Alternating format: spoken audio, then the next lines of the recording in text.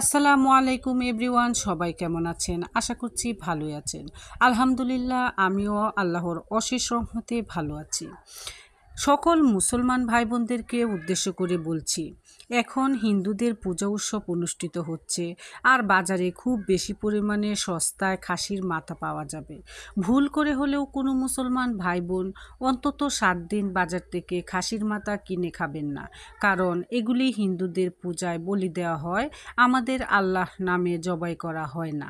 যা খাওয়া আমাদের জন্য একদম হারাম। আমরা না বুঝে কত গুনাহ করে ফেলেছি, হালাল হারাম না বুঝে অনেক কিছু খেয়েছি। আল্লাহ আমাদের যেগুলোকে হারাম করেছেন, যেগুলোকে হালাল করেছেন, তা বোঝার তৌফিক আমাদের দান করুন। আসুন বেশি বেশি করে ভিডিওটা শেয়ার করে দেই, যেন সকল মুসলমান ভাই বোন দেখতে শুনতে বুঝতে পারে।